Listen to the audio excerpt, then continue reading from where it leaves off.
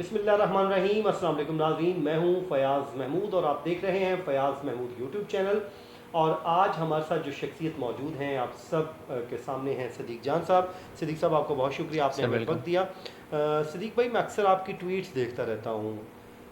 ایک شخصیت سے آپ کو بہت پیار ہے, وہ ہمارے سینئر صحافی ہیں. میرے خیال میں ہمیں سینئر صحافی کہ ہم رسپیکٹ بھی کرتے ہیں, آپ بھی کرتے ہیں, لیکن ان سے آپ کو بہت زیادہ محبت ہے, حامد میر صاحب. کیا وجہ کیا ہے کہ آپ کو جب بھی میں نے دیکھا حامد میر صاحب سے آپ کو کوئی خاص مسئلہ ہے, کیا وجہ کیا ہے, کیوں آپ اتنا ان سے محبت کرتے ہیں؟ دیکھیں حامد میر صاحب پہ خیر اب تو میں نے شاید بڑا سا ہو گیا ہے, کوئی ایک ہی ویڈیو کی ہوگی 2 ماہ میں. میں صرف میرا کوئی ان کے ساتھ ذاتی مسئلہ نہیں ہے. میں صرف فیاض بھائی ہمیشہ سے یہ کہتا ہوں کہ جو رپورٹر ہے نا وہ گراؤنڈ کے اوپر ہوتا ہے, اس کے پاس انفارمیشن ہوتی ہے, اور میں سمجھتا ہوں جس کے پاس انفارمیشن ہے وہ یہ انالیسس کر سکتا ہے.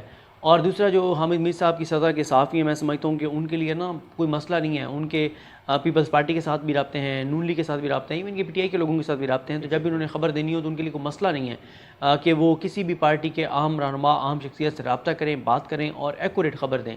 لیکن بدقسمتی سے بڑی افسوسناک کی صورتحال ہے کہ حامد میر صاحب کی بہت ساری خبریں ایسی ہیں جو جھوٹی ثابت ہوئی ہیں. بہت ساری چیزیں جو نظر آتی ہیں کہ وہ ایجنڈے کے اوپر وہ کر رہے ہیں, اور درجنوں مثالیں میرے سامنے. میں اکثر یہ چیلنج کرتا ہوتا ہوں کہ مجھے کوئی کبھی حامد میر صاحب چیلنج کریں, میں 50 ان کی جھوٹی خبریں نکال کے دکھاؤں گا کہ یہ انہوں نے جھوٹی خبریں دی ہیں.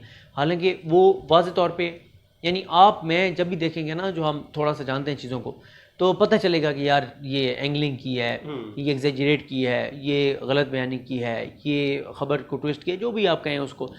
جیسے اب اسلام آباد ہائی کورٹ ہے, اسلام آباد ہائی کورٹ ظاہر ہے آپ ایک سن رہے ہیں اور آپ کو اس کا زیادہ پتہ ہے, لیکن وہاں آ کے کوئی اور بندہ کل کو کوئی ایسی بات کرے گا جو کہ حقائق سے برعکس ہوگی, تو آپ کو تو پتہ ہوگا کہ یار یہ اس نے کوئی ایجنڈا ہے, اس کی ذاتی کوئی خلش ہے, نفرت ہے, اور وہ اس لیے کریں.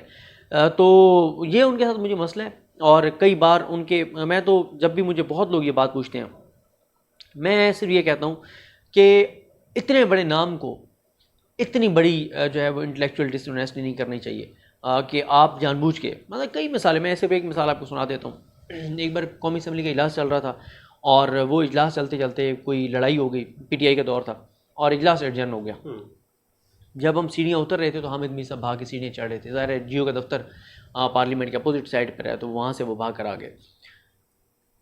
رات کو شاہ زیب خان صاحب کے ریام میں بیٹھ کے کہتے ہیں, میں سن رہا تھا, تو وہ کہتے ہیں شاہ زیب جب میں پریس گیلری میں بیٹھا تھا اور لڑائی ہوئی تو ایک صحافی نے میرے کان میں آ کے یہ بات کی, حالانکہ وہ پریس گیلری میں تھے ہی نہیں. ٹھیک ہے, ہاں, یہ میرے خیال میں ان کو اتنا بڑے لیول پہ جا کے یہ بات نہیں کہنی چاہیے, اس طرح نہیں کرنی. آپ یہ کہہ سکتے ہیں میری انفارمیشن کے مطابق. ٹھیک ہے.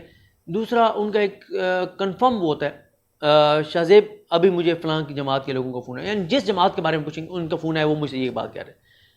اچھا, پھر وہ ان کا ہے کہ میں بھی وہاں سے اٹھ کے آ رہا ہوں, یہ بات ہوئی. یہ بہت زیادہ وہ بات کرتے ہیں. پھر یہ کچھ ہمارے صحافیوں نے یہ پکڑ لیا ہے کہ جو بندہ فوت ہوتا ہے عام شخصیت, اس کے اوپر کالم لکھ دینا, اس نے مجھے یہ بتایا تھا, یہ بتایا تھا, یہ بتایا تھا. اس میں سے بہت ساری انفارمیشن ایسی ہوتی ہے جو اس کی بیوی بچوں کو بھی نہیں پتہ ہوتی.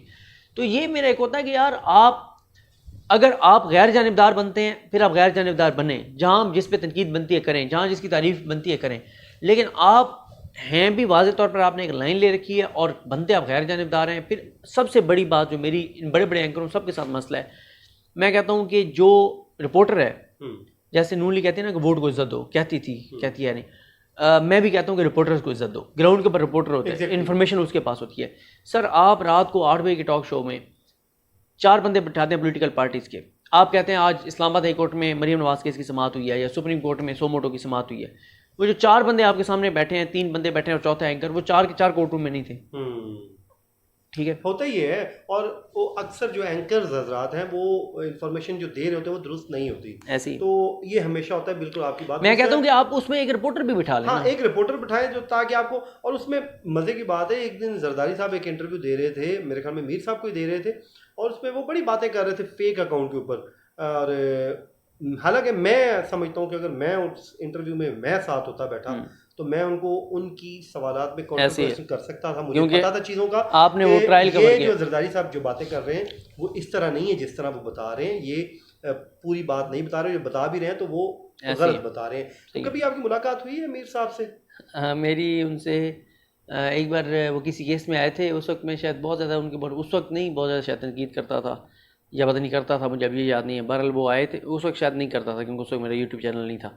تو آئے اور بیٹھے تو میں تو پھر یہ ہوتا ہے کہ چائے کے بغیر تو گزارا نہیں ہے. تو جیسے ہی میں آیا تو میں باہر ہی کینٹین والے کو کہا یار چائے بھیج دو. تو آ کے بیٹھے تو اس نے میرے سامنے چائے رکھی. تو میں نے حامد میر صاحب سے پوچھا, میں نے کہا سر چائے آپ لیں گے؟ نہیں بہت شکریہ. تو چائے میرے سامنے تھی تو میں وہ چینی ڈال رہا تھا, وائٹ شوگر. تو حامد میر صاحب نے کہا یہ وائٹ شوگر ہے؟ میں نے کہا جی سر یہ نہ پیا کرو ٹھیک ہے, تو براؤن شوگر جو ہے وہ استعمال کیا کرو. پھر انہوں نے مجھے تھوڑا سا وائٹ شوگر کے بارے میں بتایا بھی صحیح کہ جو ہے گلا تو نہیں کیا. میرا خیال ہے کہ اس وقت جو ہے وہ کیونکہ اتنا زیادہ میں یوٹیوب کرتا نہیں تھا, مجھے جہاں تک یاد پڑتا ہے. تو اس کے بعد ہاں آمنا سامنا ہو جاتا ہے.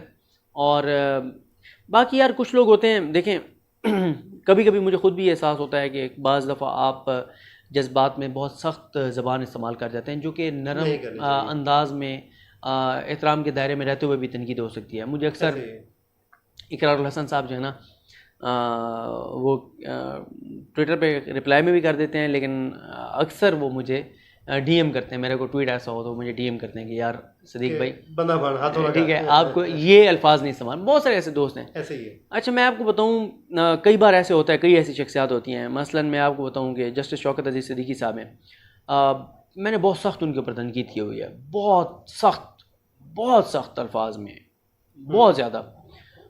ہمیشہ میں نے ان کی مخالفت کی ہے. لیکن لاسٹ جو ان کی ہیئرنگ تھی تو اس پہ وہ باہر کھڑے تھے, تو میں آ رہا تھا عابد علی رحیم صاحب کے ساتھ, تو ہم اکٹھے تھے. تو عابد علی رحیم صاحب ان کو ملنے لگے, میں نے دور سے ان کو سلام کیا ٹھیک ہے. تو انہوں نے مجھے مطلب انہوں نے یعنی ایسے جیسے دیا کہ میں ان کو جا کے ملوں نا, تو میں جا کے ملا تو انہوں نے بڑے احترام کے ساتھ مجھے ملے. مطلب ان کے چہرے پہ مسکراہٹ تھی, بالکل وہ نہیں تھا. تو مجھے بڑا احساس ہوا کہ یار مطلب سم ٹائم انسان ہوتا ہے نا کہ اپنی ادا سے انسان کسی کا دل جیت لیتا ہے, تو آپ کو لگتا ہے مجھے صدیق جان کا دل جیت لیا. مطلب مجھے یہ لگا کہ یار دیکھو میں نے ان کے ساتھ کتنا تنقید ٹھیک بھی ہو سکتی ہے, لیکن الفاظ میرے بہت سخت, شاید کچھ نامناسب الفاظ میں نے تنقید ہے. ان کے بڑا پن ہے اور ان کے اعلیٰ ظرفی اور بڑے اچھے طریقے سے ملے. تو پھر آپ کو انسان وقت کے ساتھ ساتھ سیکھتا ہے. کئی بار ایسا ہوتا ہے کہ آپ نرم الفاظ میں بھی وہ بات کنوے کر سکتے ہیں, سخت الفاظ میں نہیں ہوتی. لیکن پتہ نہیں جب آپ انسان بالکل ینگ ہوتا ہے نا تو اس ٹائم جذباتی بھی ہوتا ہے, تب گزرتے وقت کے ساتھ آپ میں بھی وہ میرے خیال جذباتی پن تھوڑا سا کم ہوا اور چیزیں سیٹ ہو گئی. ایسا لیکن دیکھیں موقف سے پیچھے نہیں ہٹنا چاہیے. جو آپ کا اصولی موقف ہے اس کے اوپر آپ ڈٹ کے کھڑے ہو جائیں, اور تنقید بالکل آپ کریں, آپ اختلاف بالکل کریں, آپ ہاں, اور آپ جو ہے اگر کوئی غلط بیانی کر رہا ہے اس کو ایکسپوز بھی ضرور کریں. لیکن تھوڑا سا یہ ہوتا ہے کہ مجھے لگتا ہے کہ الفاظ کا چناؤ جو ہے نا وہ مناسب ہونا چاہیے. آپ کا سر بہت شکریہ, آپ نے وقت دیا. اللہ تعالیٰ آپ کو خوش رکھے, سلامت رکھے, اور بات اس طرح چلتی رہے گی. ناظرین یہ تھا آج کا ہمارا ویلاگ, اپنی دعاؤں میں یاد رکھیے. مجھے صدیق جان کو دیجیے اجازت, اللہ کے بعد.